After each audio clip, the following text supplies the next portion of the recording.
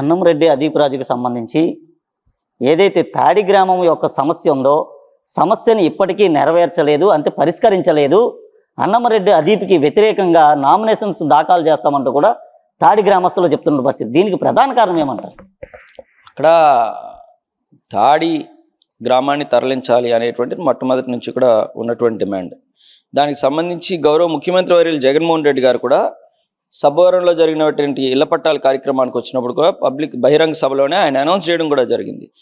అతి తొందరలోనే దీన్ని పూర్తి చేస్తాము, ప్రజలందరూ కూడా ధైర్యంగా ఉండాలి, తాడి తరలింపు చేస్తామని చెప్పి ఆయన హామీ ఇవ్వడం కూడా జరిగింది.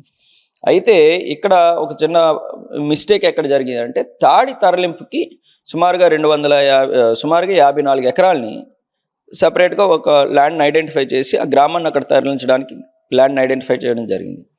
అయితే ఏదైతే అర్బన్ హౌసింగ్ ల్యాండ్ పుల్లింగ్ అయిందో ల్యాండ్ పుల్లింగ్ సమయంలో అప్పుడు ఉన్నటువంటి ఎస్డిసి చాలా క్లియర్గా చెప్పినప్పటికీ కూడా తప్పుడు సమాచారాలు మాకు ఇచ్చి తాడికి సంబంధించి ఏదైతే ల్యాండ్ ఉంచామో అందులో కొంత ల్యాండ్ని కూడా హౌసింగ్కి ఇచ్చేయడం అనుకుంటే జరిగింది.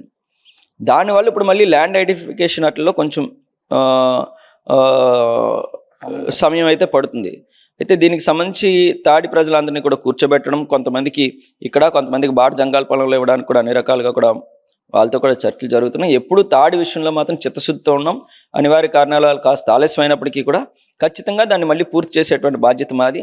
ఎందుకంటే తాడిలో ఏ సమస్య ఉన్నా నిర్భయంగా ధైర్యంగా అసెంబ్లీలో నేను మాట్లాడాను. ప్రభుత్వం తీసుకున్నటువంటి కొన్ని నిర్ణయాలను వ్యతిరేకిస్తూ నేను అధికార పార్టీలో ఉన్నప్పటికీ కూడా ప్రభుత్వం కొన్ని నిర్ణయాలు తీసుకున్నప్పుడు ఆ జీవోస్ని వ్యతిరేకిస్తూ కూడా ఆ పనులు అక్కడ చేయకుండా ల్యాండ్ ఫిల్ కానివ్వండి, వాళ్ళ ప్రభుత్వం ల్యాండ్ ఫిల్కి ఒక 50 ఎకరాలు ఇస్తే అక్కడ రామ్కి వాళ్ళ పనులు మొదలు పెడుతుంటే అసెంబ్లీలో మాట్లాడి కూడా ఆ పనులు ఆపించాను నేను. సో ఎక్కడ కూడా తాడి ప్రజలకు ఎప్పుడు కూడా మేము అండగా ఉంటాము. ఎట్టి పరిస్థితుల్లో కూడా తాడి తరలింపు అనేది మా ప్రధానమైన అజెండా. ఈసారి అయితే ఇంకొకసారి మళ్ళీ ప్రజలతో అడిగించుకునేటువంటి పరిస్థితి లేకుండా ఖచ్చితంగా పూర్తి చేస్తాం.